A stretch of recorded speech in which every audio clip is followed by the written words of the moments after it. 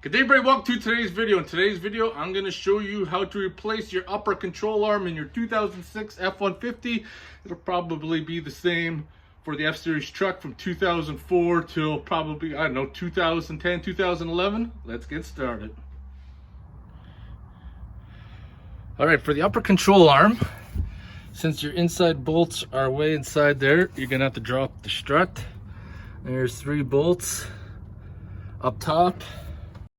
So I just want to point out in this video, I'm replacing everything, but what you need to do is remove the upper control arm nut. Make sure it's completely removed and put it on by a thread. You also need to remove the tie rod and bust that free from the spindle. And of course, the lower or the strut has to come out, so you got to remove the strut bolt. Everything else can stay in place. In this video series, it's going to show other parts missing because I'm replacing everything. So odds are you're going to be replacing your strut, and those nuts up top are going to be really seized, and that tie rod threads are going to be really rusted too. So you want to take a wire brush them off, and then use penetrating oil on them and let them soak. So now I'm at the point where we're going to start taking things apart. As you can see right there, the nuts are all soaking. I'm going to start by removing the nut from the tie rod.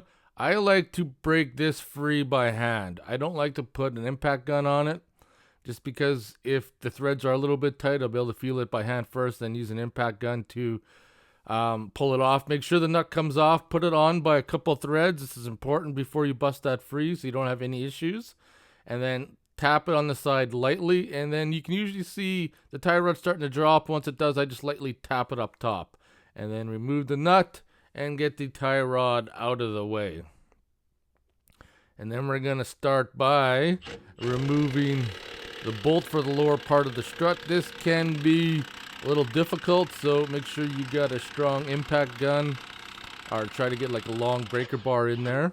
And then once that bolt's out, you can wiggle it out. Take very careful so you don't damage the boot on the half shaft.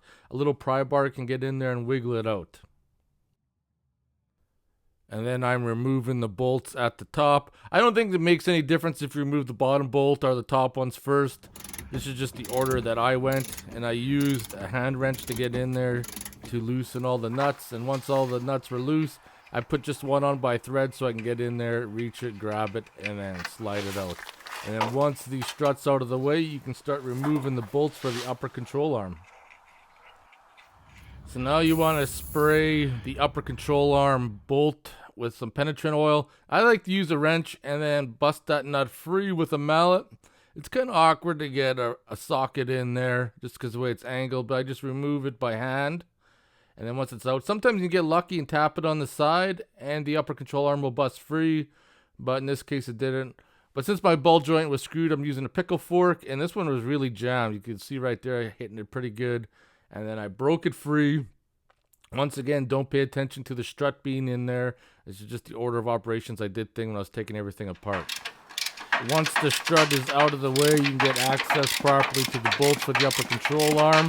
You can loosen them and remove them. Sometimes they're on there pretty tight. I use the old double wrench method here, but that's pretty sketchy and can bust your knuckles up. I highly avoid it, but it works good. And once I bust it free, of course, loosen everything off. Once all your bolts are out, wiggle the upper control arm out.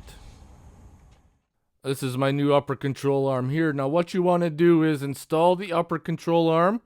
You want to do the bolts up snug, but do not tighten them. You don't want to preload the bushings without any weight on it. So you just want them snug up enough that it can still move freely. Now of course, if you took everything out, everything going back in is pretty straightforward. Put the control arm back in, lightly tighten up the bolts on both sides. It's easier to get them snugged up without the strut. Now you can get 2 wrenches in there. It's a little tight, but it works. And of course, put your strut back in, tighten it up. Now of course, once the strut's put back in place and everything's tightened up, don't forget to tighten up your upper control arm nut there.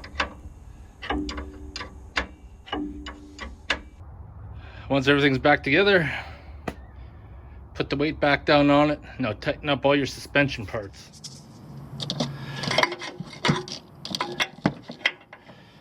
So the upper control arm, you can get a wrench in behind there to tighten them up. It's a little bit of a pain, but it can be done. And there you have it. I hope you guys enjoyed the video and it helped you out. If you have any questions or comments, post them below. And I want to thank you guys for watching.